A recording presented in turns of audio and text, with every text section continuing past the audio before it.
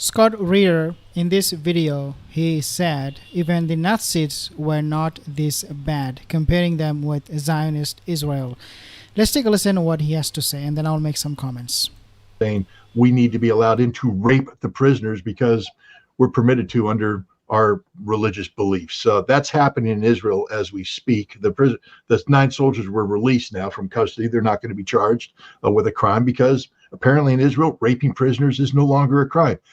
That's just one thing. They're blowing up. They blew up a school today with students in it. The school burned. The students were inside the school burning to death. The parents were outside listening as their children screamed as they were burned to death. That happens on a daily basis. What Israel has become literally the worst incarnation of what we could imagine Nazi Germany was like back in the day. I mean, and some people even say that even the Nazis weren't this bad. I don't go quite that way. I think killing millions of people in horrific fashion is as bad as it gets. But I think Israel's approximating the scope and scale of that behavior. Our friend and colleague, Alistair Crook, referred to the behavior which you have just summarized as Mein Kampf in reverse. This belief that non-Jews can be raped just because they're not Jewish. I don't disagree with it. I have tremendous respect for Alistair Crook. He's somebody who, former British intelligence officer in the region, very extensive knowledge of Israel and Palestine, and so his insights and observations, carry a great deal of weight. And I need to also point out that the issue of Israel's far right religious population, and the Talmudic scholars and students, it's been haunting Israel for some time. Yitzhak Rabin's assassin, the man who pulled the trigger on Yitzhak Rabin back in November of 1995, I believe, he claims that he was ordered to do this by a Talmudic Jewish rabbi who said that Yitzhak Rabin had violated Israeli law, was now an enemy of the Israeli people, and therefore had to be killed, that it was his religious duty to do this. This is the kind of perverted thinking that's widespread in Israel. That many of the battalions that operate in Gaza are reserve battalions drawn from Talmudic universities or camps, and these students believe that they have every right to murder, to rape, to pillage, to do whatever they want against non-Jews, and there's no crime, and they celebrate these crimes. So, Alistair Cook's onto something. What do you think will happen next in light of the 2 assassinations that the Israeli government pulled off in Tehran and Beirut shortly after Prime Minister Netanyahu received adulation and obeisance from the audience he bought and paid for on the floor of the House of Representatives? There's some question as to whether or not Netanyahu gave the United States a heads up that he was going to do this. And I think that the answer is he did give the United States heads up. I know the United States denies this, but something of this scope and scale couldn't have been carried out without the United States at least knowing that it was happening so that we could, be prepared to respond. Israel attacked Iran. It's straight up. And Iran has said that is a red line, and that Iran's retaliation will be on a scope and scale greater than that which took place back in April when they carried out Operation True Promise. And this appears to be the direction that Iran is heading. Some people predict that this attack will take place tonight. We don't know. I mean, Iran gets to make that decision. The timing and the level of retaliation is purely an Iranian decision. But Netanyahu had to know that by attacking Iran the way he did, that he was going to push Iran to where they needed to retaliate, and this would take it to another level. Whether he believes that the United States would intervene or he was trying to force the Americans to intervene, I don't know. The United States has indicated that it will not participate in offensive actions against the Iranians, that all they'll do is defend Israel from any Iranian missile attack. What happens when Hezbollah joins in the fight? What happens if Iran, the pro-Iranian militias in Iraq do? There's already indication that American bases have been attacked in Iraq, maybe as a precursor to a larger regional offensive by the axis of resistance. We're in a very, very dangerous situation right now, and it's all because of Benjamin Netanyahu's desire to hold on to political power at any cost. What do you think will happen in the next several weeks because of the evil that Netanyahu has wrought?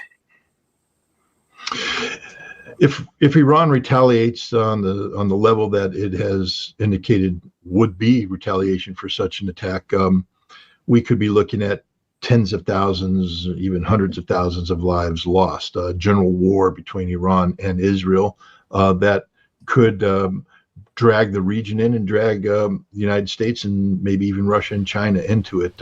Okay, so also just want to point out here, guys, Iranian media, they are now widely reporting that they do not care if there is an all-out war with Israel. They don't care about their lives, in other words.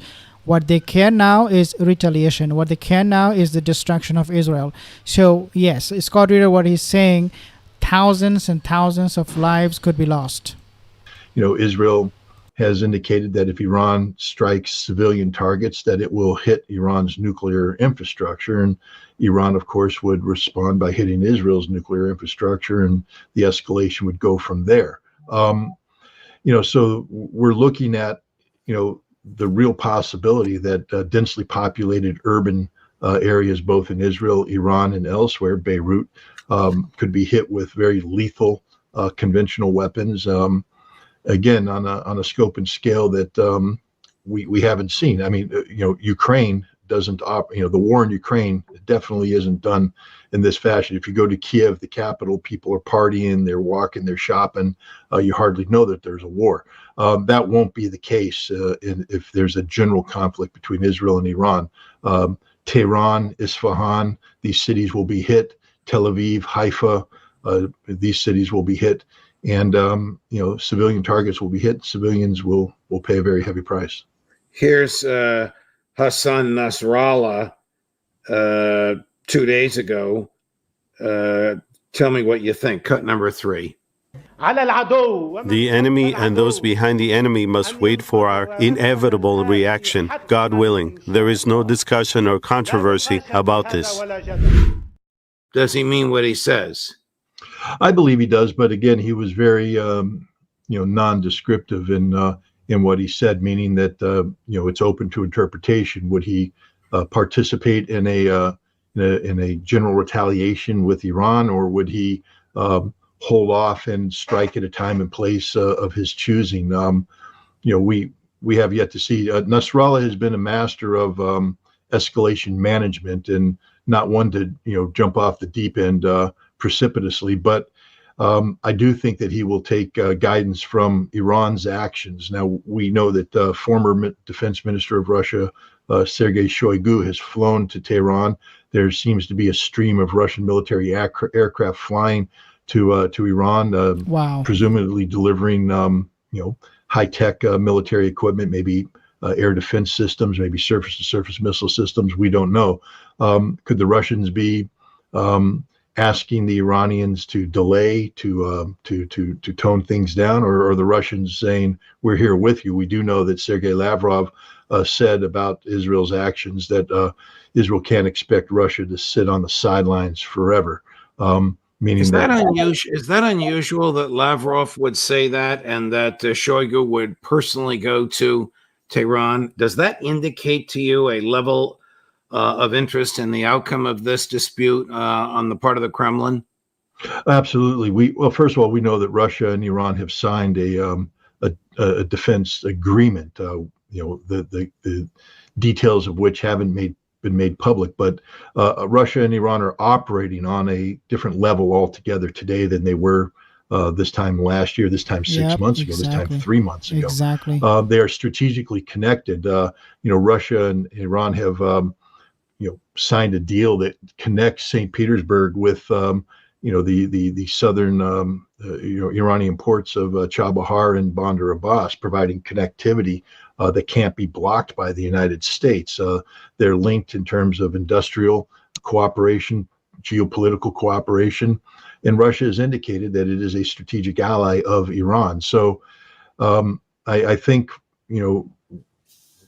Israel and the United States have to proceed with caution, because this could very well turn into a conflict that, has Russia jumping in on the side of Iran, and that potentially puts Russia not only at odds with Israel. And there's Sergei Lavrov's statement, we're not going to sit on the sidelines forever.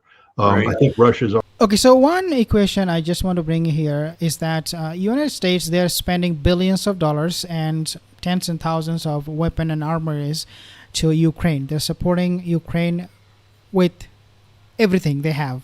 Now, on top of all of this, now if they have to support Israel, can you imagine? United States will find itself in a position where they will run out of weapons. I mean, if they're supplying weapons to Israel and they're supplying weapons to Ukraine. On the other hand, you have Russia, who is total control of Ukraine war.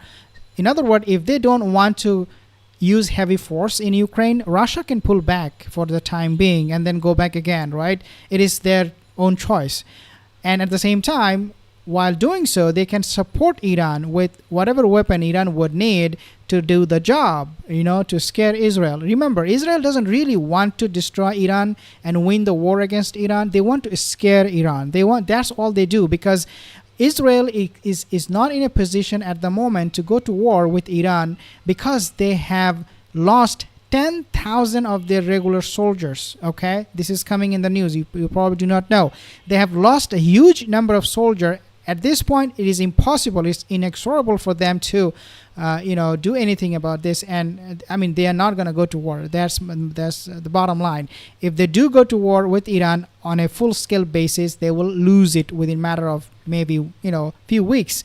And so Israel is finding itself shooting in the foot. And also at the same time, we see United States finding itself in this position where it is going to be almost impossible for them to continue supporting two war at two fronts with Iran and also against Russia. Something very, very interesting. I mean, we are hoping to see the end of Israeli aggression. We are hoping to see the end of Zionists. And as Scott Ritter, he said that this people, the Zionists, this movement is worse than the Nazis. That's just unbelievable what he said. Just pay attention to his words. These are very, very powerful words. We have to all understand what is going on. And I will keep you updated with all of the war updates, war news in the coming videos. Thank you so much for joining. See you in the next video.